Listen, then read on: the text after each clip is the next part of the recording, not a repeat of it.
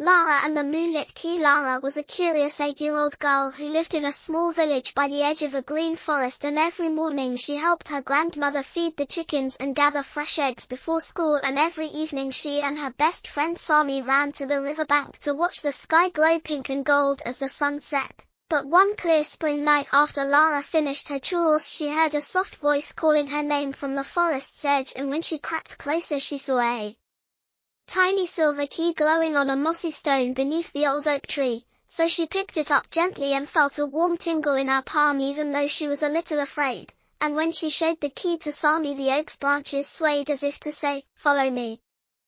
So they decided to be brave, and early the next morning they packed a small bag with 2 cheese sandwiches, 2 bottles of water, Lara's warm scarf, Sami's small flashlight, a compass, and the silver key wrapped in soft cloth. Then promised Lara's grandmother they would return by noon, and slipped quietly past the sleeping cottages into the forest where ferns brushed their ankles and birds sang soft greetings in the new light. Lara held the key aloft and it pulsed like a heart, guiding them along a narrow deer trail dotted with bluebells and tiny mushrooms until they reached a fallen log blocking the path, and beneath it lay a small hedgehog trapped in old fishing line. So Lara knelt to untangle its quills while Sami used his flashlight to show where to cut.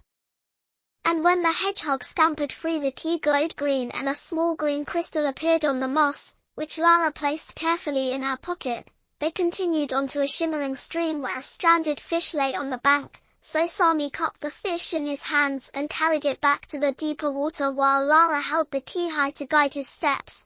And when the fish darted away, the key pulsed blue and left a pale blue gem on a smooth rock, which Sami added to their treasures. After they crossed the stream on mossy stones, their path climbed a gentle hill covered in daisies where they found a baby rabbit tangled in brambles, and together they cleared the twigs and guided the rabbit back to its burrow.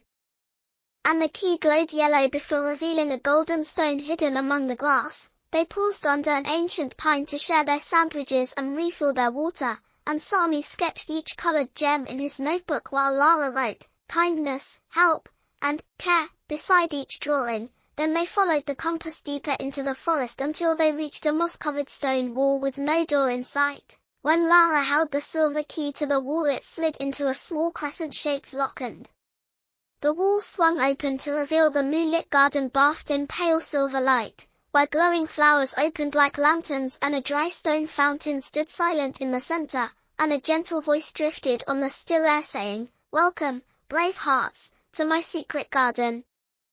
My water has gone still.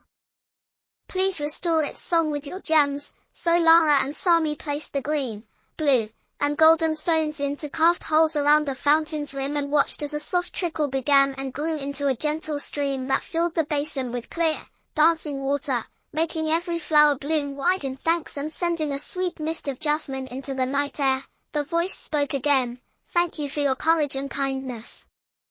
Because of you my garden will bloom again." And from the heart of the fountain floated a single silver seed into Lara's open hand, pulsing warmly, and the voice added, "Take this seed to plant where hope is needed." Then fireflies rose in celebration and the moonlit air hummed with gentle magic as Lara tucked the seed into her scarf. With hearts full of joy they closed the garden door behind them, which vanished back into the stone wall, and they retraced their steps past the pine and the hill and the stream, returning each rescued creature to safety and leaving only soft footprints in the moss. By the time they reached the village ledge, the church bell was ringing for noon and their families waited with relieved smiles. And Lara showed her grandmother the silver seed while Sami held out the empty cloth of treasures and told of the glowing garden and the singing fountain. And that afternoon Lara planted the silver seed beside the old stone well in the village square and watered it gently. And the next morning neighbors gathered in wonder to find a tiny silver shoot glowing under the sunrise. And every evening children and elders alike sat by the new sprout to share stories of kindness and courage, reminding everyone that even the smallest good deed can open secret doors and bring gentle magic into the world.